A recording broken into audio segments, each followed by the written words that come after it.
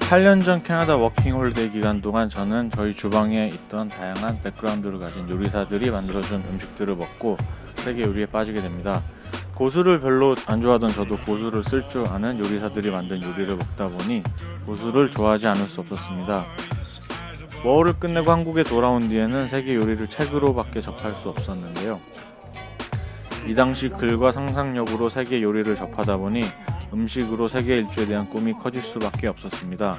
사실 지금으로부터 5, 6년 전에 출발하는 게 목표였는데 현실은 녹록지 않았고 한 나라의 요리에 대해 조금이라도 이해하려면 최소 3일은 걸린다고 생각하는데 시간과 자금의 한계상 평균 이틀 정도의 스케줄을 짜게 되었습니다.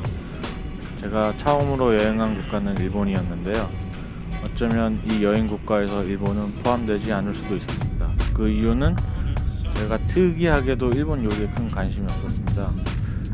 관심이 없으면서도 호기심은 많이 있었는데 일본인 여자친구가 생기면서 일본 요리는 따로 공부하지 않고 자연스럽게 배워야겠다라는 생각을 했던 것 같습니다. 관심이 없던 이유는 첫 번째로 한국 요리와 꽤나 비슷하다고 생각했고 두 번째로는 제가 있던 캐나다에서는 진짜 일본 요리를 접해보기가 힘들고 북미화된 스시가 가장 대중화되어 있기 때문이었습니다. 호주에서 한국으로 돌아올 때 발리에서 스탑오버 중에 여자친구와 작은 다툼이 있었는데 여행 중에 여자친구와 잘하면 사이가 나빠질 수도 있겠다는 생각에 아시아는 저 혼자 여행하기로 하고 여자친구가 한 번도 여행해보지 못한 인도에서부터 같이 만나서 여행을 이어나가기로 했습니다.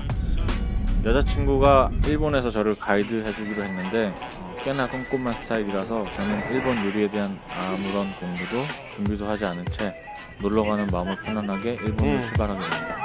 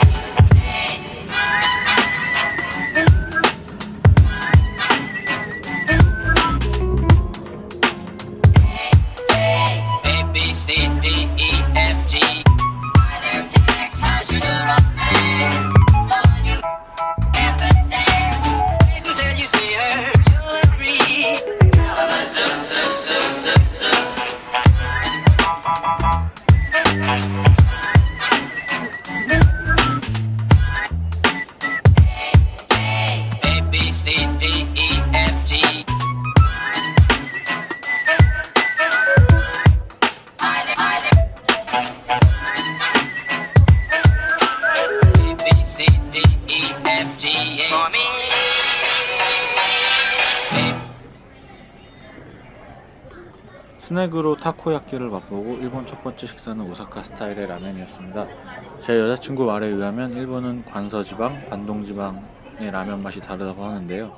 오사카가 있는 관서지방의 라면 맛이 더 약하다고 합니다. 사실 예전에 도쿄를 경유하며 숙소 앞 아무 가게에서 인생 라면을 맛본 적이 있어서 오사카 킬뉴 라면은 크게 인상적이진 않았습니다. 돼지로 우려낸 라면 국물 맛은 약간 순하다고 느껴졌고 국물에서 한국 참깨 라면에서 느낄 수 있는 계란 국물 맛도 느껴진 점이 조금 색달랐습니다. 돼지 냄새도 조금은 났고 라면면이 알덴테라고 할 수 있을 정도로 단단하고 탱글한 느낌이 있었습니다. 라면 가게 왜인지는 정확히 알 수 없지만 배추김치와 부추김치가 있었는데 고춧가루가 상당히 맵다는 점이 기억에 남았습니다. 라면에 들어있던 고기는 질긴 느낌 없이 쫄깃하고 고기 안에 조미료 같은 달달한 감칠맛이 느껴졌는데 꽤나 맛있었습니다. There's ginger and pepper.